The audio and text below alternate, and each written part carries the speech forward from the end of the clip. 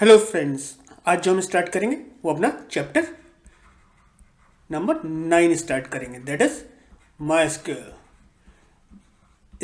आपका चैप्टर क्या कौन सा है? That is structured query language, that is SQL. तो सबसे पहले आज इस चैप्टर में जो आप पढ़ोगे वो एसक्यूएल का इंट्रोडक्शन पढ़ोगे, देन एसक्यूएल क्या होती है वो पढ़ोगे, देन एसक्यूएल के अंदर डेटा टाइप्स क्या होते हैं वो पढ़ोगे, then SQL for data definition language, that is आप क्रिएट टेबल्स क्रिएट करना उसको पढ़ोगे, then SQL for data manipulation that means alter table करना पढ़ोगे, then SQL for data query that means select करना पढ़ोगे, then data updation and deletion that means update और delete command पढ़ोगे, देन एसक्यूएल के function group by clause, operation on relation that means और using two relational in queries that means आप यहाँ पर जो पढ़ोगे जॉइंस पढ़ोगे। तो अब सबसे पहले इंट्रोडक्शन। अभी तक हम जो भी अपने रिलेशनल डेटाबेस के बारे में बात कर रहे थे, आरडीबीएस के बारे में तो बात कर रहे थे, that is MySQL server, Portuguese, Oracle, इन सब के बारे में बात कर रहे थे। ये आपको क्या करते हैं, डेटाबेस क्रिएट करने के लिए सॉफ्टवेयर हैंगे। These RDBS allows to us to store, retrieve and manipulate data on database through queries. और इस चैप्टर के अंदर हम क्या करेंगे, अपनी जो मायस्क्यूएल सर्वर है उसके अंदर अपने डेटाबेस क्रिएट करेंगे और उसको उसके अंदर टेबल्स और उसके अंदर डेटा मैनिपुलेट करेंगे। चलिए आगे चलते हैं। ये तो बेसिक था।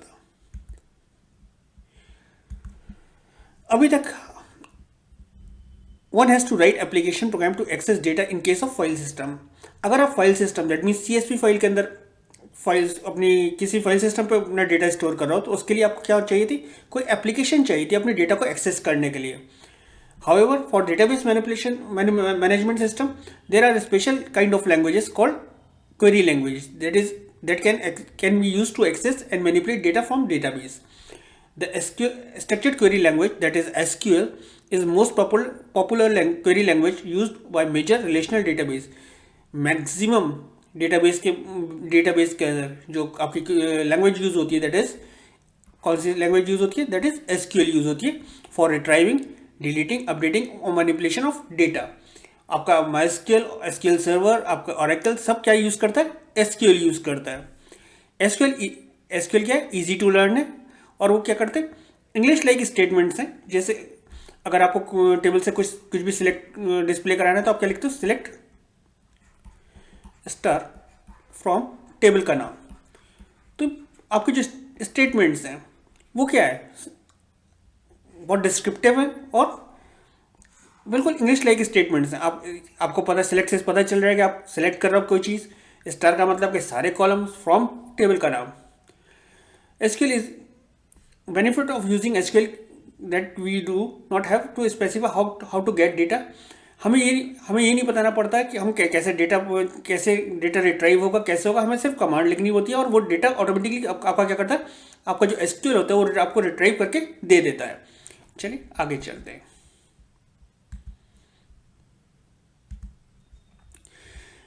एसक्यूएल को यूज करने से पहले उसको आपको क्या करना पड़ेगा, इंस्टॉल करना पड़ेगा। इंस्टॉलेशन के लिए आपको क्या करना पड़ेगा, आप गूगल में जाएंगे सबसे पहले और अपने मायस्क्यूएल को डाउनलोड कर लेंगे। वहां पे लिखेंगे गूगल में मायस्क्यूएल डाउनलोड। जब आप मायस्क्यूएल डाउनलोड लिखेंगे सर्च में तो जो पहला लिंक आएगा वो dev.mysql.com का आएगा। आप यहाँ से अपने मायस्क्यूएल को डाउनलोड कर लेंगे अपने ऑपरेटिंग सिस्टम के अकॉर्डिंग और उसको अपने अपने ऑपरेटिंग सिस्टम पे इंस्टॉल कर लेंगे। दैट मीन्स अपने कंप्यूटर्स पे इंस्टॉल कर लेंगे। जब आप अपने ऑपरेटिंग सिस्टम पे इंस्टॉल कर लेंगे तो उसके बाद आपके पास क्या आएगा, आप मायस्क्यूएल क्लाइंट को ओपन कर लेंगे। मायस्क्यूएल क्लाइंट को ओपन कर लेंगे। जब वो ओपन करेंगे तो सबसे पहले वो आपसे क्या पूछेगा, आपका पासवर्ड पूछेगा। जब आप पासवर्ड पूछेंगे, आपसे पासवर्ड जब पूछेगा तो जो भी आपने इंस्टॉलेशन के टाइम पासवर्ड दिया होगा रूट का, वो आप पासवर्ड यहाँ पर एंटर कर देंगे। सपोज मैंने यहाँ पर दे रखा है gulfarm@123, तो मैं ये पासवर्ड डालकर अपना मायस्क्यूएल ओपन कर लूँगा। तो आपको किस वेबसाइट पे जाना है, दैट इज dev.mysql.com/downloads पे जाना है और वहाँ से आपको डाउनलोड कर लेना है और फिर इंस्टॉल कर लेना है। अगर आपको इंस्टॉलेशन नहीं आ रही हो तो मैंने ये वीडियो ऑलरेडी क्रिएट कर रखा है सुमित अरोड़ा वाले चैप्टर्स के अंदर, दैट मीन्स क्लास 11th या 12th के अंदर मैंने क्रिएट कर रखे हैं।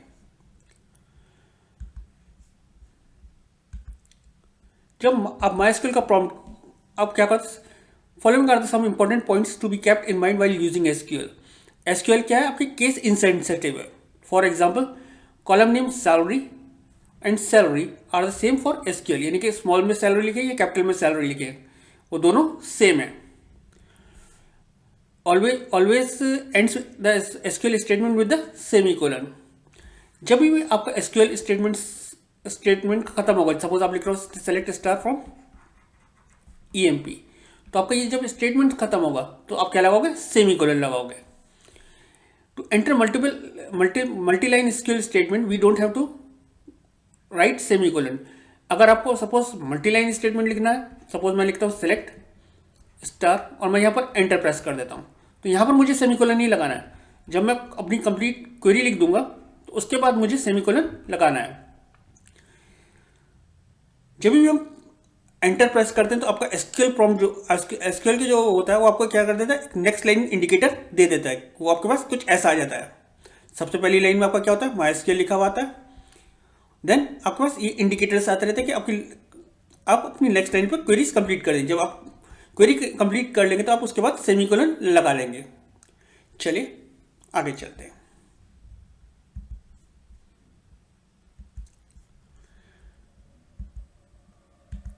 Data type and constant in MySQL। Data type of attributes, यानी कि जब भी आप अपनी कोई टेबल बनाओगे, सपोज आप अपनी कोई रिलेशन बनाओगे, दैट मीन्स टेबल बनाओगे, तो यहाँ पर क्या होंगे, आपके कुछ एट्रीब्यूट्स होंगे। सपोज आपके यहाँ पर क्या थे, ये एट्रीब्यूट्स थे, roll name, marks and percentage. तो आपके ये सब क्या है, एट्रीब्यूट्स हैं। अब इन एट्रीब्यूट्स को आपको डेटा टाइप तो देना पड़ेगा, तो उन डेटा टाइप्स को हम अभी पढ़ेंगे। सपोज रोल नंबर आप इंट दोगे, नेम आप वैर दे सकते हो, देन मार्क्स आपके इंटीजर होंगे, देन आपका परसेंटेज भी आपकी इंटीजर होगी। ये सब अभी हम इसके बारे में पढ़ेंगे। तो आपका न्यूमेरिक डेटा टाइप होता है, डेट डेटा टाइप होता है, टाइप, ये सारा कुछ अभी हम टेबल 9.1 जो हमने दे रखी है उसको पढ़ लेते हैं। तो MySQL के अंदर जो डेटा टाइप होते हैं वो कौन कौन से, आपका क्या है, सबसे पहले कैर क्या करता है, specific number of specific characters, type data type length and, that means अगर आप दे रहे हो कैर 5, तो दैट मीन्स आप 5 कैरेक्टर्स तक आप इसके अंदर इस फील्ड के अंदर इनपुट करा सकोगे। और इसका मतलब क्या है, ये फिक्स्ड लेंथ डेटा टाइप है। ये क्या है, fixed length. Fixed length data type का मतलब क्या है, अगर आपके जो बाइट्स हैं वो क्या करता है, 1 बाइट कंज्यूम करता है कैरेक्टर। यहाँ पर कितने बाइट्स करता है, 4। यहाँ पे आपका क्या है, that is city has 4 characters. MySQL will fill the remaining 6 characters with the spaces padded with the on right. Suppose आपने दिया कैर 10, यहाँ पर आपने दे दिया था सिटी। अब इसके अंदर अगर आप फील्ड कोई भी फिल कर रहे हो, सपोज मैंने यहाँ पे लिख दिया HALD, तो ये HALD जो होगा वो क्या होगा, सिटी फील्ड के अंदर चला जाएगा और ये जो बाइट्स ले रहा होगा, दैट मीन्स HALD के बाद 6 स्पेसेस ये फिल कर देगा वहाँ पे। दैट मीन्स ये फिक्स लेंथ डेटा टाइप है। यहाँ पर आपके पास क्या होगा, बाकी स्पेसेस आ जाएंगे। वेरकेर एन क्या है, वेरकेर का मतलब क्या है, that is variable length data type. यहाँ इसके अंदर भी आप कैरेक्टर्स ही दोगे, लेकिन यहाँ ये क्या है, variable length character data type है। यहाँ पर अगर आप वेरकेर एन देते हो, यहाँ पे सिटी के अंदर अगर मैं देता हूँ वेरकेर 10, तो यहाँ पर क्या होता है, अगर मैं HALD इनपुट करता तो ये सिर्फ 4 ही बाइट्स कंज्यूम करता। दैट मीन्स 4 बाइट्स कंज्यूम करता, बाकी ये छोड़ देता। दैट मीन्स जब भी आपको कोई बड़ा वैल्यूज होल्ड करानी है तो आप कैर मत लीजिएगा, आप क्या यूज़ करिएगा, वेर कैर यूज़ करिएगा। इससे क्या होगी, आपकी जो मेमोरी होगी वो कम कंज्यूम होगी। अगर आपको फिक्स्ड लेंथ इनपुट कराना है, सपोज आपको एब्सेंट, प्रेजेंट या फिर कुछ फिक्स्ड लेंथ इनपुट करानी है, तो सपोज आपको कोई कोड इनपुट कराना है, जैसे RMP, HLD, ये आपके फिक्स लेंथ है, दैट मीन्स 3 कैरेक्टर्स के हैं, तो ये आप केयर में ले सकते हो। लेकिन अगर आपको पता नहीं है कि कितने कैरेक्टर्स इनपुट कराएंगे, तो उस कंडीशन में आप कौन सा डेटा टाइप यूज़ करिएगा, वेर कैर यूज़ करिएगा। इंटीजर डेटा टाइप किसके लिए होता है, न्यूमेरिक वैल्यू होल्ड करने के लिए काम में आता है। ये आपका ईच इंटीजर ऑक्युपाइज 4 बाइट्स, और इसकी जो रेंज होती है वो क्या है, दैट इज 0 to 4,294,987,295 तक आप वैल्यू स्टोर करा सकते हो। For value larger than that, अगर इससे ज़्यादा आपको वैल्यू को स्टोर करानी है तो आप क्या यूज़ कर सकते हो, बिग इंट यूज़ कर सकते हो। और ये कितने बाइट्स कंज्यूम करता है मेमोरी में, दैट इज 8 बाइट्स कंज्यूम करता है। देन आपको कोई डेसिमल पॉइंट वैल्यूज स्टोर करानी है, सपोज जैसे परसेंटेज की हम वैल्यू ले रहे थे या मार्क्स की वैल्यू ले रहे थे, तो वहाँ पर क्या हो सकता था, 78.5 भी हो सकते थे, देन 80.25 भी हो सकता था। ये आपके क्या है, दैट इज फ्लोटिंग वैल्यूज है, दैट मीन्स डेसिमल वैल्यूज है। Holds the numbers with the decimal points, each float values occupies 4 bytes. आपका ये भी मेमोरी में कितने बाइट्स कंज्यूम करता है, 4 बाइट्स कंज्यूम करता है, और ये क्या है, डेसिमल वैल्यूज को होल्ड करने के लिए काम में आता है। डेट डेटा टाइप किस लिए काम में आता है, कि आपको अगर आपको कोई भी वैल्यू स्टोर करानी है डेट के अंदर, तो आप क्या करोगे, डेट वैल्यू स्टोर करानी है तो आप डेटा टाइप स्टोर करोगे एट्रीब्यूट का, वो आपका डेटा टाइप क्या होगा, डेट होगा। और ये जो फॉर्मेट होता है वो YYMMDD लेता है, दैट मीन्स 4 ईयर के डिजिट्स होते हैं, 4 डिजिट्स के ईयर होता है, 2 डिजिट्स का मंथ होता है, और 2 डिजिट्स की आपकी डेट होती है। और आप जब भी आपको इसको इनपुट कराओगे, वो किस में इनपुट कराओगे, सिंगल कोड के अंदर इनपुट कराओगे।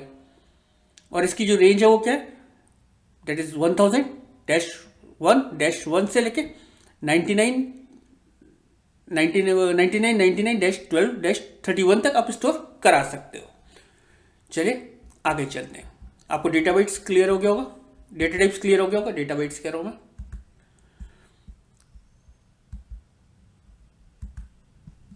कॉन्स्ट्रेंट्स, कॉन्स्ट्रेंट्स जैसे नाम से ही पता चल रहा है, कॉन्स्ट्रेंट्स का मतलब क्या है, जब आप किसी भी अपने एट्रीब्यूट के ऊपर, दैट मीन्स टेबल के किसी भी एट्रीब्यूट के ऊपर कोई रिस्ट्रिक्शंस लगाना चाहते हो, तो आप क्या यूज करोगे, दैट इज कॉन्स्ट्रेंट्स यूज करोगे। They are use to ensure correctness of data, that means ये इंश्योर करता है कि आपका डेटा जो है वो करेक्टली एंटर करा जाए। सबसे पहले जो कॉन्स्ट्रेंट आप यूज करोगे वो नॉट नल है। नॉट नल का मतलब क्या है, कि आपकी जो वैल्यू वो एट्रीब्यूट होगा उसको कोई भी बंदा एम्प्टी नहीं छोड़ सकता, दैट मीन्स उसके अंदर वैल्यू देना जरूरी होगी। यूनिक, यूनिक क्या इंश्योर करता है, all the values in the column are distinct, that means अगर सपोज आपने एक फील्ड ले रखा है रोल, इसके अंदर अगर आपने यूनिक लगा रखा है, तो जितने भी रोल नंबर्स होंगे वो क्या होंगे, यूनिक होंगे, दैट मीन्स वो डिफरेंट होंगे। अगर आप 1 और 1 दो बार लिख दोगे तो उस कंडीशन में एरर आएगा। देन डिफॉल्ट, डिफॉल्ट का मतलब क्या है, कि अगर आप कोई बंदा उस कॉलम के लिए कोई वैल्यू प्रोवाइड नहीं करता है तो डिफॉल्ट वैल्यू वो ले ले। देन प्राइमरी की, प्राइमरी की कॉम्बिनेशन होता है आपका क्या होता है, यूनिक का प्लस नॉट नल। इसके अंदर आपकी जो वैल्यूज होंगी प्राइमरी की के अंदर वो क्या होंगी, आपकी यूनिक भी होंगी, प्लस उसके अंदर आप खाली भी नहीं छोड़ सकते। यूनिक के अंदर आप खाली छोड़ सकते हो, याद रखिएगा, जबकि प्राइमरी की के अंदर आप खाली नहीं छोड़ सकते। देन फॉरेन की, फॉरेन की क्या होती है, 2 टेबल्स के बीच में या मल्टीपल टेबल्स के बीच में, 2 और मोर टेबल्स के बीच में रिलेशन क्रिएट करने के लिए काम में आती है। चलिए अब इन चीज़ों को हम प्रैक्टिकली कर देख लेते हैं। तो मैं अपना एसक्यूएल प्रॉम्प्ट माइस्क्यूएल ओपन कर लेता हूं,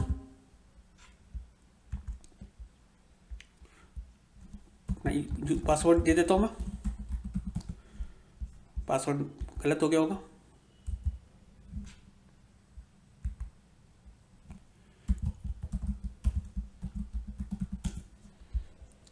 तो मैं इसका फॉन्ट थोड़ा बड़ा कर लेता हूँ सो दैट आपको इजीली दिख पाए, क्योंकि मेरे पास ऑलरेडी कंप्लेंट आ रखी है कि आप जो भी कर रहे होते हो वो बहुत स्मॉल होता है, तो हम इसको थोड़ा बड़ा कर लेते हैं।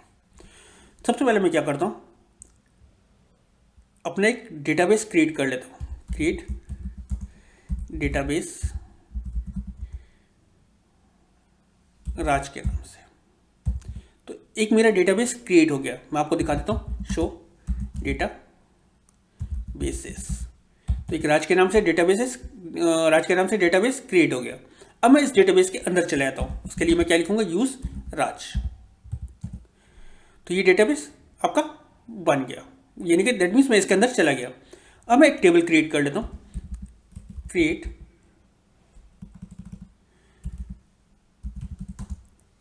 टेबल,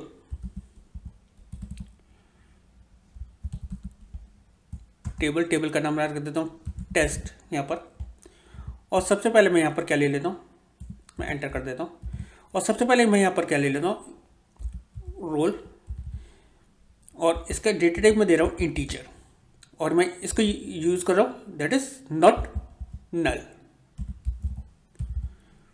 मैं यूज़ कर रहा हूँ इसमें कौन सा constant, that is not null.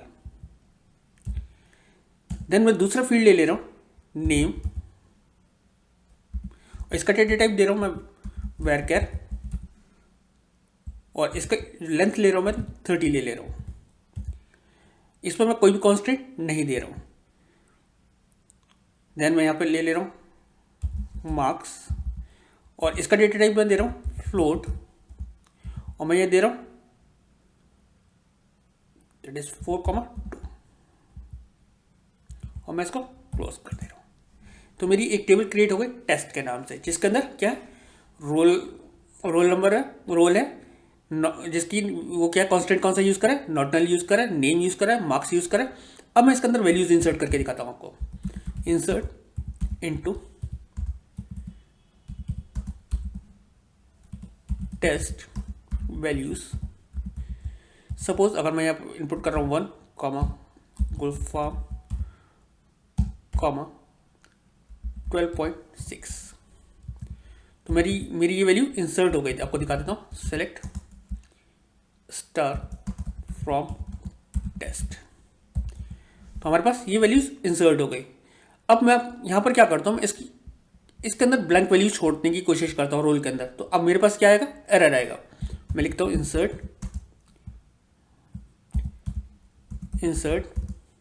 Into that is test. पहले फील्ड ले लेता हूँ, नेम के अंदर वैल्यू इंसर्ट करनी है मुझे, किसके अंदर वैल्यू इंसर्ट करनी है, दैट इज मार्क्स के अंदर। वैल्यूज नेम के अंदर इनपुट कर रहा हूँ मैं अमित, और मार्क्स दे रहा हूँ 45.2। अब यहाँ पर एरर आएगा, क्योंकि रोल के अंदर मुझे वैल्यू इंसर्ट करनी कंपलसरी थी। देखिए यहाँ पर क्या आ गया, field roll does not have a default value. अगर डिफॉल्ट वैल्यू होती तो यहाँ पर चला जाता। अभी यहाँ पे क्या है, इसके अंदर मैं खाली नहीं छोड़ सकता। मैं नाम को तो खाली छोड़ सकता हूँ, मार्क्स को भी खाली छोड़ सकता हूँ। उस कंडीशन में आपको दिखा दे रहा हूँ। मैं यहाँ पर ले रहा हूँ रोल, नेम ले रहा हूँ, और मार्क्स को मैं खाली छोड़ देता हूँ, मार्क्स हटा देता हूँ यहाँ से। और मैं यहाँ पे वैल्यूज अमित, मार्क्स हटा दे रहा हूँ, और मैं यहाँ पर रोल नंबर 2 कर दे रहा हूँ। अब ये वैल्यूज इंसर्ट हो जाएंगी, दिखा दे रहा हूँ आपको। क्योंकि मैंने रोल के अंदर क्या दे रखा है, नॉट नल दे रखा है, दैट मीन्स यहाँ पर वैल्यू आप इंसर्ट आपको करना ज़रूरी है। और आप एक चीज़ और देख लीजिएगा कि इसके अंदर डुप्लीकेट वैल्यूज भी इंसर्ट हो जाएंगी। दैट मीन्स आप इसके अंदर डुप्लीकेट वैल्यूज, नॉट नल का मतलब क्या है कि इसके अंदर डुप्लीकेट वैल्यूज तो इंसर्ट हो जाएंगी, लेकिन ब्लैंक नहीं छोड़ सकते। चलिए मैं इस टेबल को हटा देता हूँ यहाँ से, ड्रॉप टेबल टेस्ट। ये मेरी टेबल रिमूव हो गई। अब मैं आपको प्राइमरी की यूज़ करके दिखाता हूँ। सेम टेबल क्रिएट कर लेते हैं। सिर्फ हम क्या करेंगे, क्रिएट टेबल टेस्ट, ये नॉट नल की जगह मैं क्या कर देता हूँ, अब रोल नंबर को प्राइमरी की बना देता हूँ। प्राइमरी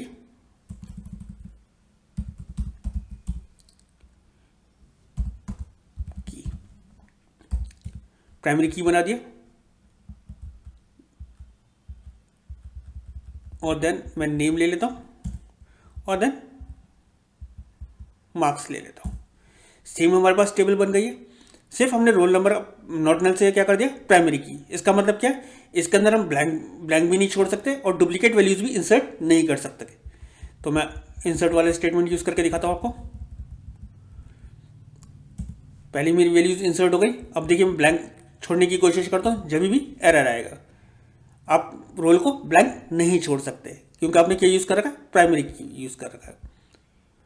अगर मैं इसके अंदर डुप्लीकेट वैल्यूज इंसर्ट करना चाहता हूँ तो आप डुप्लीकेट वैल्यूज भी एंट्री नहीं कर सकते. Duplicate entry one for the key test dot primary, that means one already इस टेबल के अंदर इंसर्ट हो रखा है तो हम डुप्लीकेट की इंसर्ट नहीं कर सकते. अगर मैं यहाँ पर वन की जगह मैं टू कर देता हूँ तो ये इंसर्ट हो जाएगा. तो नॉट नल का क्या है कि आप उसके अंदर ब्लैंक नहीं छोड़ सकते लेकिन डुप्लीकेट वैल्यू दे सकते हो. प्राइमरी की के अंदर क्या है, आप ब्लैंक भी नहीं छोड़ सकते और आप डुप्लीकेट वैल्यूज भी इंसर्ट नहीं कर सकते.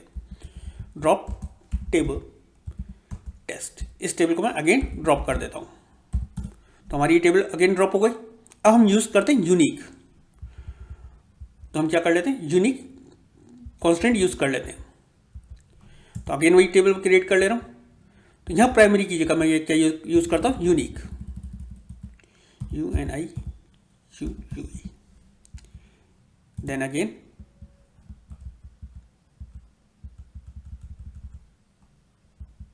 नेम ले ले रहा हूँ एंड मार्क्स ले ले रहा हूँ. अगेन मेरे पास टेबल क्रिएट हो गई. अब हम क्या यूज़ कर रहे हैं, रोल के ऊपर यूनिक यूज़ कर रहे हैं. अब मैं क्या करता हूँ, अगेन मैं टेबल के अंदर वैल्यूज इंसर्ट करता हूँ. मेरी पहली रो इंसर्ट हो गई. अब मैं क्या करता हूँ, इसके अंदर ब्लैंक वैल्यूज इंसर्ट करने की कोशिश करता हूँ. Blank values that means null value भी यूनिक के अंदर इंसर्ट हो गई. और अब मैं डुप्लीकेट वैल्यूज इंसर्ट करने की कोशिश करता हूँ. अब ये वैल्यू इंसर्ट नहीं होगी. यूनिक का मतलब क्या है कि यहाँ पर आप सेम वैल्यूज नहीं दे सकते. अगर मैं डिफरेंट वैल्यूज दूंगा तो इंसर्ट हो गई. आपको दिखा देता हूँ. Select star from test. Clear है ये आपको? चलिए इस टेबल को अगेन ड्रॉप कर देते हैं और हम यूज करते हैं default, that means drop table test. Then again हम टेबल क्रिएट कर लेते हैं, क्रिएट टेबल टेस्ट. और यहाँ यूनिक की जगह हम यूज करते हैं default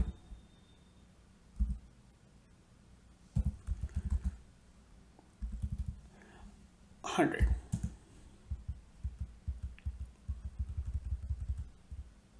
name and marks. Again मेरी टेबल क्रिएट हो गई. अब डिफॉल्ट का मतलब क्या है, जब भी मैं ब्लैंक छोड़ रहा हूँ रोल को उसके अंदर वैल्यू क्या चली आएगी, 100 चली आएगी. तो चलिए मैं इंसर्ट करते हैं यहाँ पर. सबसे पहले वैल्यूज तो हम इंसर्ट कर लेते हैं 1 वाली. देन हम क्या कर लेते हैं, 1 वाली अगेन इंसर्ट करने की कोशिश करते हैं. दैट मीन्स डुप्लीकेट वैल्यूज भी इंसर्ट हो रही हैं. देन हम इसको अंदर ब्लैंक वैल्यू छोड़ एंटर करते हैं. ब्लैंक वैल्यू भी आपकी इंसर्ट हो जाएगी. और अब आपको मैं इसको दिखा देता हूँ सेलेक्ट करके. Select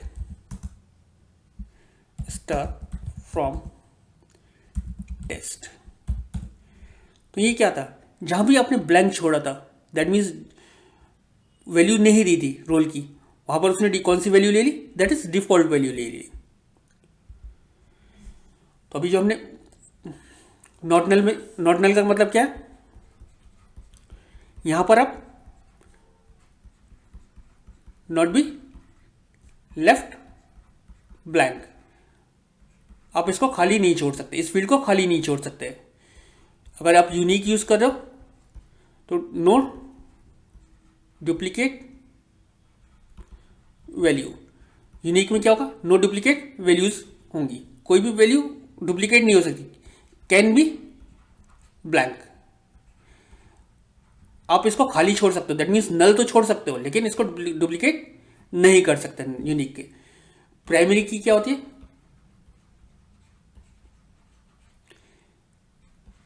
unique plus not null होती है.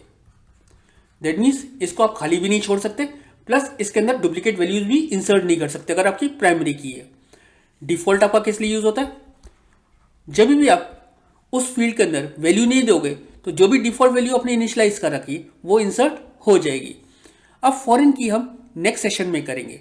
उसके अंदर हम जब क्या करेंगे, जब टेबल्स क्रिएट कर रहे होंगे 2 टेबल्स, तो उसके बीच में रिलेशन एस्टेब्लिश करेंगे. तो आज हमने क्या करें, आज हमने एसक्यूएल के आपके डेटा टाइप्स देख लिए. देन हमने अपने दैट मीन्स कॉन्स्टेंट्स जो थे एसक्यूएल के कॉन्स्टेंट्स वो कर देख लिए। अगर इस टॉपिक के अंदर आपको कोई भी प्रॉब्लम हो या कोई भी डाउट हो तो प्लीज़ आप मुझे कमेंट सेक्शन में लिखिए। मैं कोशिश करूंगा आपके डाउट्स को क्लियर करने की और आपके कमेंट्स का रिप्लाई करने की। Thank you.